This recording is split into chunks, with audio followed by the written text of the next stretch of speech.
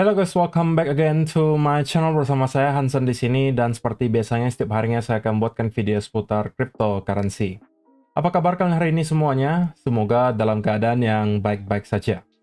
Teman-teman, kita melihat Bitcoin terus merangkak naik ke atas dan bahkan sempat menyentuh ke kurang lebih area $108.000 sebelum pada akhirnya mendapatkan sedikit rejection.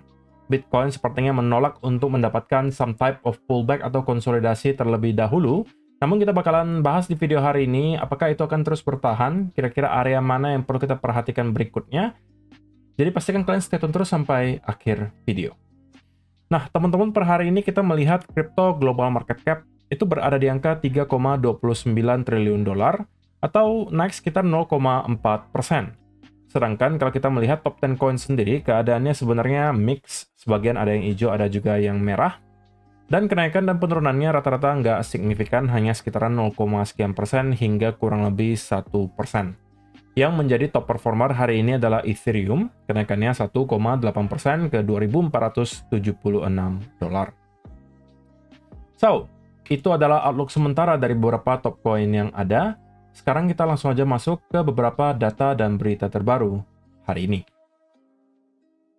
Nah, yang pertama teman-teman, seperti biasa kita bakalan update dulu untuk kompetisi trading bersama dengan Margex yang bakalan berakhir di tanggal 5 Juli nanti. Ini saya perpanjang supaya memperbesar persentase teman-teman yang mendapatkan hadiah produk di sini.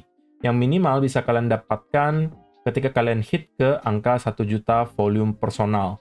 Sudah ada tentunya satu orang yang berhasil hit ke angka tersebut, yang tentunya nanti di akhir periode campaign ini bakalan mendapatkan 1,5 juta rupiah plus 25% dari prize pool karena dia sekarang menjadi peringkat pertama.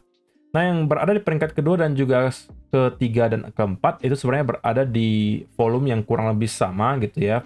Kesempatan kalian untuk menjadi top 2 tentunya masih cukup besar karena perbedaan atau jarak antara juara kedua dan juara keempat itu jauh banget teman-teman. Juara kedua itu dapat 20% dari prize pool-nya, sedangkan juara 4 itu cuma dapat 10.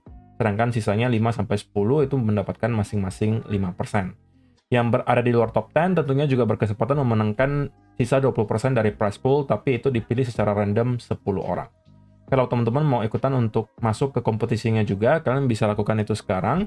Linknya ada di kolom description untuk daftar ke Margex, dan kalian bisa langsung start untuk farming volume. Nah, teman-teman semua, kalian perlu tahu bahwa market cryptocurrency selama beberapa bulan terakhir terutama, itu korelasi pergerakannya cukup tinggi dengan S&P 500, atau simpelnya pasar saham Amerika Serikat. Nah, ketika kita melihat pasar saham Amerika Serikat berada dalam keadaan trend bullish atau sentimennya biasa positif, maka Bitcoin juga biasanya akan melakukan hal yang sama. Nah, kenapa kita melihat kemudian Bitcoin selama beberapa hari terakhir sepertinya tidak mau untuk mendapatkan pullback atau konsolidasi terlebih dahulu dan terus merangkak naik ke atas? Itu dikarenakan kalau kita melihat S&P 500 selama beberapa hari terakhir juga melakukan hal yang kurang lebih sama. Sudah beberapa hari terakhir secara beruntun kita melihat S&P 500 itu berada dalam keadaan hijau. Bahkan S&P 500 sekarang sudah berada kembali dekat di area all-time high terakhir. Dan bukan tidak mungkin dalam waktu dekat kita bisa melihat break ke area all-time high yang baru. So, kalau sampai hal itu terjadi, kita akan kemungkinan melihat Bitcoin juga mendapatkan cipratan ya, sentimen positif, dan bisa membuat kita kembali mendekati area all-time high juga. Kalau Nasdaq bahkan sudah breakout ke all-time high yang baru.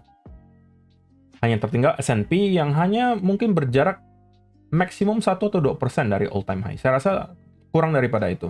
Jadi artinya sudah sangat dekat dengan area all-time high, dan biasanya ketika kita sudah break ke all-time high yang baru, ada kemungkinan kita akan bisa menjauhi area all-time high sebelumnya, yang artinya ada kecenderungan bahwa market bisa aja dalam beberapa minggu ke depan itu berada dalam keadaan bullish.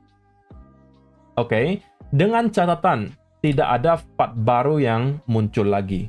Karena fad terakhir persoalan perang Iran dan juga Israel sudah kita lalui. Sekarang yang menjadi fokus utama adalah bagaimana kira-kira policy yang akan diterapkan oleh The Fed berikutnya. Rate cuts-nya kira-kira kapan, dan juga apa yang kira-kira bakalan dilakukan berikutnya. Itu yang sekarang menjadi fokus utama sepertinya, dan so far market harusnya betting bahwa akan ada rate cuts di tahun ini. Diakibatkan kemarin ada beberapa anggota FOMC yang memberikan statement bahwa mereka sebenarnya siap gitu ya untuk segera melakukan rate cuts karena mereka menilai bahwa data yang ada sekarang menunjukkan bahwa inflasi sudah basically berada di level yang cukup rendah dan mereka tidak mau overextend gitu. Kalau misalnya terlalu lama berada di suku bunga yang terlalu tinggi, takutnya nanti dampaknya itu berlebihan, yang ujung-ujungnya membuat unemployment rate itu justru tiba-tiba melemah. Jadi sudah ada beberapa anggota FOMC yang memberikan kisi-kisi tersebut, sehingga membuat market sepertinya bereaksi positif terhadap hal tersebut. Karena berarti kemungkinannya semakin besar bahwa dalam waktu dekat, mungkin dalam pertemuan FOMC berikutnya, ada potensi bahwa kita bisa mendapatkan rate cuts. Oke? Berikutnya, kalau kita bicara spesifik soal Bitcoin, kita tahu bahwa beberapa waktu terakhir, spot Bitcoin ETF itu mendatangkan inflow yang signifikan angkanya. Terlepas dari perang yang terjadi di Iran dan juga Israel, itu tidak membuat para investor yang membeli melalui spot Bitcoin ETF itu panic selling. Yang ada, mereka justru terus melakukan akumulasi. Dan data yang terbaru menunjukkan bahwa ada pembelian lagi sebesar 5.100 Bitcoin per harinya, teman-teman.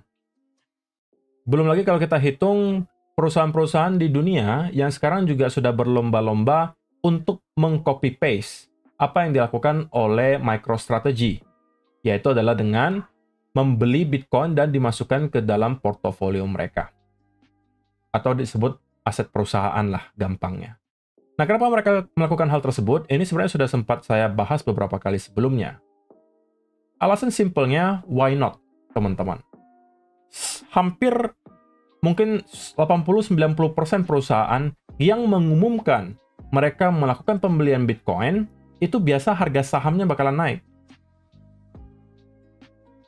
Belum lagi kita tahu bahwa dari waktu ke waktu, Bitcoin itu harganya akan cenderung mengalami kenaikan.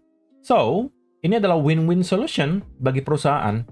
Mereka membeli sebuah aset yang mempunyai kecenderungan untuk selalu naik secara value. Di sisi yang lain, para investor juga kembali excited untuk membeli saham perusahaan mereka karena adanya Bitcoin. Yang membuat harga saham mereka juga naik, ya para investor di sana juga jadi happy. Jadi, nggak ada efek negatif yang ditimbulkan, at least untuk sekarang gitu ya. Kita nggak tahu kalau misalnya nanti tiba-tiba Bitcoin drop cukup dalam, misalnya ketika ada bear market, atau misalnya ada black swan event. Nah, kita belum tahu, tapi trennya sekarang mengarah ke situ, di mana banyak sekali perusahaan sudah start untuk menjadikan Bitcoin sebagai salah satu aset mereka. Nah, jadi inflow sekarang datang dari mana-mana, yang membuat juga Bitcoin, kalau kita lihat dari time frame gedenya, itu kesulitan untuk bisa mendapatkan pullback yang terlalu dalam. Jadi akibatkan supply yang ada sekarang itu tidak mampu memenuhi demand yang ada. Oke? So, that's a good sign tentunya.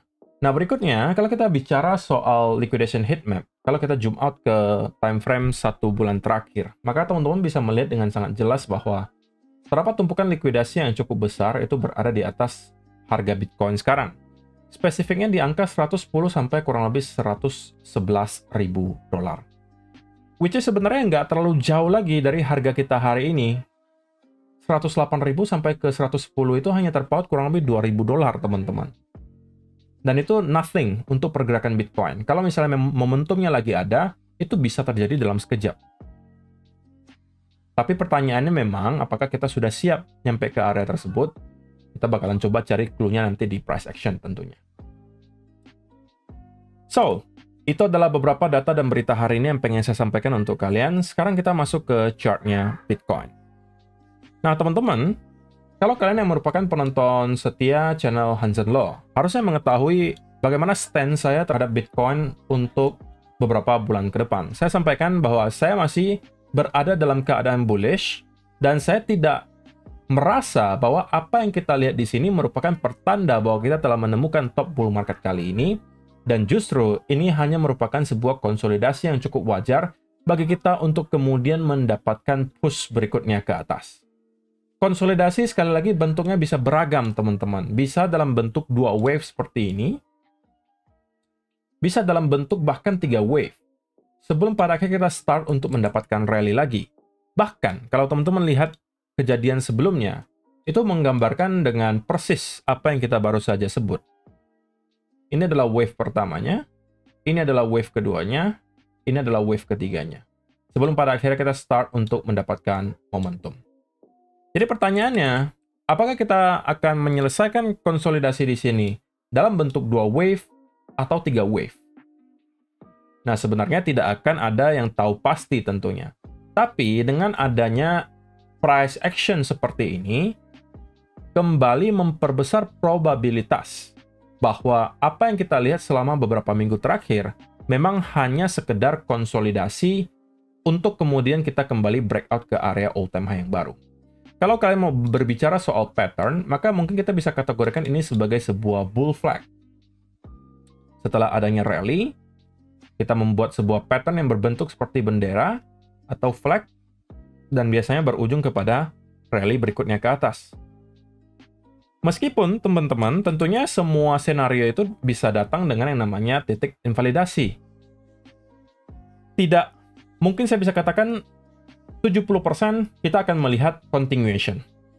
Oke, setiap kali ada bull flag terjadi. Tapi ada margin of error-nya kurang lebih 25-30%. Artinya mungkin 3 dari 10 kali kita akan melihat pattern tersebut gagal. Contohnya di mana? Contohnya misalnya di sini. Kita melihat ada rally, ada bull flag, gitu kan? Tapi kemudian bull flag tersebut gagal dan kita breakdown justru dari bull flag tersebut. Dan pada akhirnya melanjutkan sell off. Ya kan? Tetapi namanya analisa, teman-teman, tentunya kita based on probability. Yang kita sebut tentunya adalah yang senario probabilitas yang paling besar.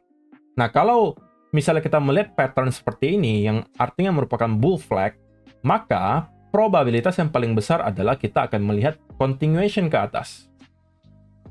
Itulah kenapa saya tidak akan pernah menyatakan sebuah senario itu sebagai sebuah kepastian. Karena semua based on probability. Kalau ada orang yang bisa mengatakan, saya garansi habis ini Bitcoin bakalan naik. Nah, kalian harus coba sedikit bertanya di dalam benak kalian. Kenapa dia bisa menggaransi? Oke, datang dari mana itu? Ada orang yang bisa 100% menggaransi masa depan.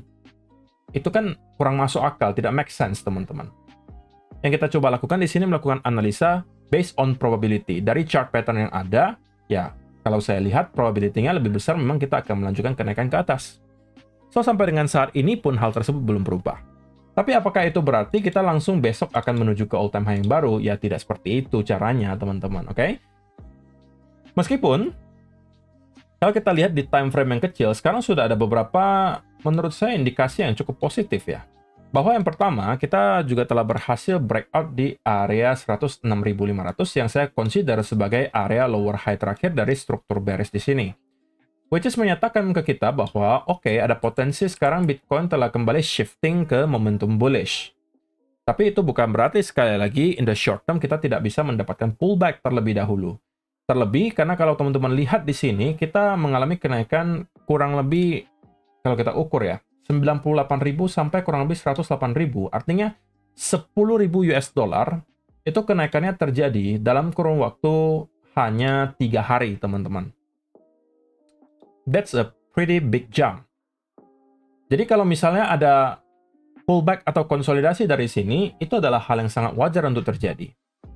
Nah, kalau kita akan pullback, kira-kira area mana yang bakalan dituju? Maka area krusial pertama yang akan kita lihat kemungkinan disentuh adalah di area 106.000. Nah, kenapa di area tersebut? Karena sebelumnya area ini merupakan major support yang pernah juga kita flip menjadi area major resistance, dan kali ini juga telah berhasil kembali kita break. Maka ada potensi kalau kita mendapatkan pullback dari sini, itu akan mendorong sampai ke kurang lebih area 106 atau bahkan 105.500. Itu juga kalau teman-teman perhatikan, persis berada di area trendline yang terbentuk di sini. Oke, trendline yang ada di sini, itu telah terbentuk dari kurang lebih 11 Juni kemarin hingga dengan sekarang. Jadi ada dua confluence yang menyatakan bahwa ada potensi kita akan kembali menemukan support di kurang lebih area 106 sampai 105.500. Nah, tentunya tidak kita harapkan ada koreksi yang lebih daripada itu ya, teman-teman. Karena kalau kita kembali berhasil breakdown di bawah area tersebut, maka ada potensi ya pullback lebih dalam itu kembali kita bisa saksikan. Bahkan bukan tidak mungkin kembali ke area lower low yang baru, menuju ke area lower trendline besar di sini. Oke? Meskipun untuk sementara waktu, momentum di 4-hour chart itu terlihat cukup bullish gitu ya. Dan kita masih belum menunjukkan ada indikasi yang terlalu mengkhawatirkan menurut saya. Yang ada itu memang hanya sedikit pelemahan momentum di time frame yang kecil banget di 15-minute chart. Kenapa bisa saya sampaikan seperti itu? Karena teman-teman bisa melihat bagaimana nih kenaikan yang terjadi selama kurang lebih 1-2 hari terakhir lah ya. Meskipun kita terus berangkat naik, tapi tidak disertai dengan momentum yang terlalu impulsif. Seperti apa yang kita lihat di sini. Artinya, meskipun mengalami kenaikan, tapi kenaikan tersebut tidak dibarengi dengan volume yang tinggi, teman-teman. So, kalau misalnya kita akan terus naik dari sini, maka kita wajib mempertahankan area trendline ini, teman-teman. Ini adalah area trendline yang sekarang terbentuk, yang berpotensi akan menentukan apakah Bitcoin pada akhirnya akan start untuk mendapatkan pullback dari sini, atau kita masih akan mengalami satu push lagi ke atas, menuju ke area 109.000, yang saya rasa bisa menjadi tempat di mana kita akan mendapatkan major resistance. Kenapa? Karena area tersebut merupakan upper trend line dari channel besar di sini. So, kesimpulannya in the short term adalah, kalau kita berhasil breakdown di bawah area ini, teman-teman, area lower trend line di sini, maka ini adalah pertanda bahwa kita akan kembali revisit ke area 106 sampai 105 ribuan roughly. Tapi kalau kita bisa terus rebound dari area di sini dan kembali break di atas area 108.000, maka push berikutnya saya rasa akan berada di area 109.000. Karena di sisi yang lain, kalau misalnya teman-teman perhatikan dengan seksama ya, selain ada trendline yang terbentuk di sini, kalau kalian lihat yang di sini juga, ini sebenarnya juga berpotensi, ini saya delete dulu supaya kalian nggak bingung ya. Kalau kita lihat juga pattern yang terbentuk saat ini di 15-minute chart, juga ada potensi pembentukan yang namanya ascending triangle, which is merupakan pattern bullish continuation. Nah, tapi sekali lagi, ini akan tervalidasi apabila kita berhasil kembali jebol di atas 108.000. Nah, itu bisa memvalidasi pattern ascending triangle-nya untuk kita push ke kurang lebih area 108.000, ya 108.700 sampai 109.000 saya rasa akan bisa menjadi target berikutnya. Oke, jadi setup atau peluang trading yang bisa teman-teman ambil itu akan bergantung kepada area trendline yang terbentuk di sini. Ada dua trendline yang bisa kalian manfaatkan, saya rasa ini yang pertama atau ini yang kedua yang di sini.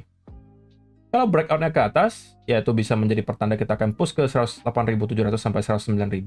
Kalau kita breakdown ke bawah, 106.000 sampai 105.000 akan menjadi target berikutnya. Saya sih lebih prefer untuk short. Kenapa? Karena sekali lagi, kita telah naik cukup signifikan beberapa hari terakhir tanpa ada jeda, tanpa ada konsolidasi atau pullback yang berarti. Dan itu biasanya akan membuat market itu kesulitan untuk mengalami kenaikan yang terlalu tinggi. Kalaupun dipaksakan dan ternyata gagal, biasanya dropnya bakalan lumayan dalam dan cepat biasanya. So, saya rasa itu aja sih teman-teman yang perlu saya sampaikan di video hari ini. Semoga bisa bermanfaat untuk kalian semua. See you in the next video. Bye-bye.